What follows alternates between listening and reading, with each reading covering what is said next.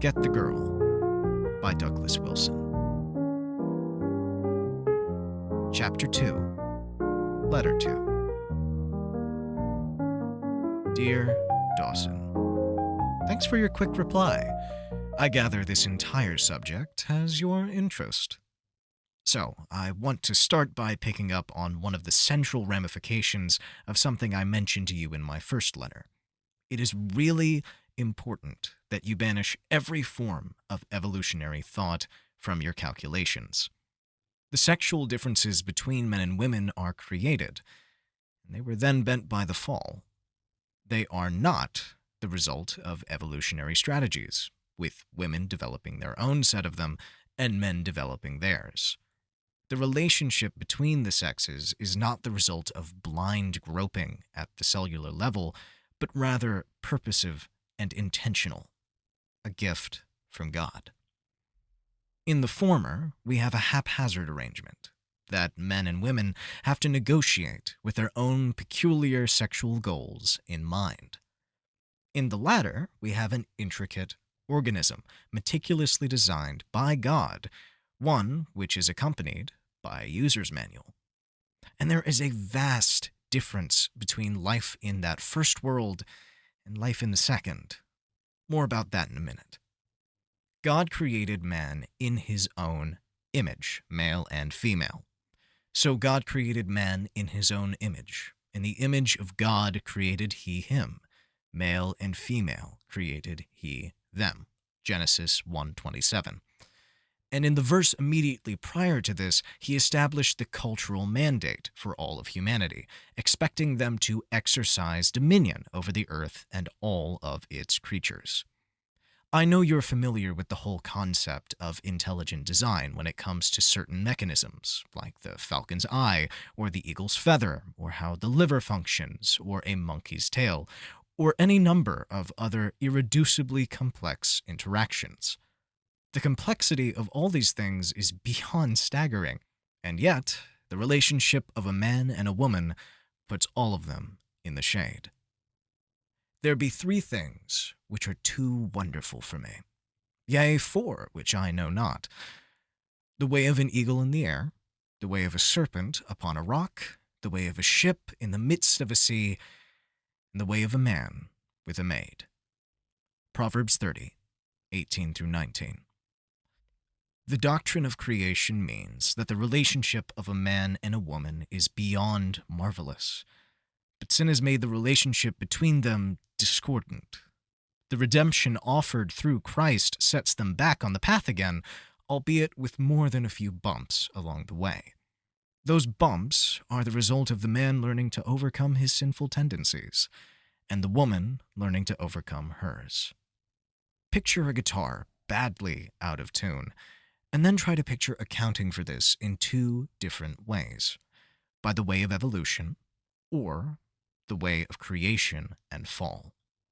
If you thought the guitar evolved randomly, you would not be inclined to complain about how out of tune it is, but rather would be amazed that it could make any sound at all. Imagine all those pieces of wood coming together in complete darkness, and the metal of the keys mining itself, and the spacing of the frets and winding of the strings, all sharing a total absence of any intentionality. That is the idea of evolution. There is no overall telos. Now imagine a master craftsman making a beautiful guitar, with each piece exquisitely formed and placed. And then, after it is placed on its rack, it is left alone for a month, and it goes out of tune. That is creation and fall. When a representative of each school of thought explains why the instruments sound so bad, their explanations will be completely different. One will say that further evolution is needed, and the other will say that the guitar needs to be tuned in order to be brought into conformity with its obvious purpose. Not only will the explanations be different, so also will the practical strategies of the men and women involved be different. Over time, people will act in a manner consistent with their basic worldview. If all that matters are the dictates of the selfish gene, then logic says that a male will want to impregnate as many females as he can, so that his numerous progeny might have a greater chance of survival. And the female will want to attract the attentions of an alpha male, so that her offspring will have a greater chance of survival. And let the sex games begin. By way of contrast, when a man and a woman have submitted themselves to God and His Word, and entered a monogamous relationship bound by covenant in the light of His Word, their stations are assigned to them. The one who assigns them is the one who designed the whole thing in the first place. We don't have to figure it out ourselves. Following the instructions of our own selfish and very sinful proclivities. But when we submit ourselves to Him and obey Him, we are tuning the instrument, not inventing the instrument. Let me make another musical illustration, but this time in the context of one man and one woman. Say we want them to sing a duet in harmony. Let us say that the piece as composed really is beautiful, and that the harmonization as written is wonderful and glorious. As they sing together, the man and the woman are singing completely different parts. While he is singing a G, for example, she is singing a C. When voices blend like this, the way they are supposed to, and the harmony is tight, there are few things on this earth more beautiful. But now suppose we can still recognize the part that each was supposed to be singing, but we hear that he is just sludging along with it, singing pretty flat. And she, for her part, trying to compensate in a weird way, is singing sharp. In this scenario, the sound is like nothing on earth, and not in a good way. Masculinity and femininity were created by God to harmonize, not compete. And when a man and a woman are walking with God, they do harmonize. But if we walk in the light, as He is in the light, we have fellowship one with another, and the blood of Jesus Christ, His Son, cleanseth us from all sin. 1 John chapter 1, verse 7. There is no way for a man and a woman to be in fellowship with God and not to be in fellowship with each other. In the world, on evolutionary assumptions, it is possible for a man and a woman to come to some sort of negotiated settlement. But when that happens, one of them will have won, and one of them will have lost. Somebody got the better end of the deal. It is easier to sing unison than to sing in harmony, so in some marriages, the man browbeats the woman so that she loses her distinctive feminine voice and is required to sing his part along with him. In other homes, which is far more common these days, the man is the one who is required to abandon his distinctive masculine voice. The woman carries the melody, and he hums in the background like a servant leader. Within a secular framework, egalitarians and feminists want the women to win. And within that same framework, the reactionary men's movement want the men to win. The result, predictably, is strife, ongoing strife. And, as they carry on their love-hate thing, believing Christians can observe from the side. As we do, we will find that the women can and do say lots of pointed and insightful things about the men, and the men can do the same in return.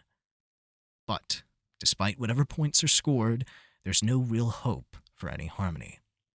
Men and women are so different, and the world is so broken and fallen that there is no way for us to get along unless these sexual games have authoritative umpires all over the field. Not to mention authoritative coaches all along the men's bench and all along the women's bench. Without these umpires and coaches, the players are sent out onto a big open field, their bodies full of hormones, to play a game that has no rules, no boundaries, and no overarching point. The result is the chaos that we now see. In case my analogy was unclear, the umpires and coaches are the standards and assigned sex roles given to men and women in the scriptures. If the scriptures tell the man to be the pitcher, he doesn't get to go out to left field. If the woman is told to play in left field, she must come out of left field in one sense, in order to take her place in left field. Scriptures assign our positions, coaches, and scriptures tell us the rules of play, umpires. But in God's economy, the relationship between a man and a woman bound together in covenant is a relationship that is truly sensible, full of good sense. God created us to function as one flesh. This means that a godly man and a godly woman are one instrument with two parts, like a violin and a bow, or a mechanism with two parts, like a lock and key, or like one flesh with a man and a woman. As you have questions, please send them on. But in my next letter, I hope to cover how sexual all of this is. A human life is sexual, top to bottom, front to back, side to side. Your uncle, Douglas.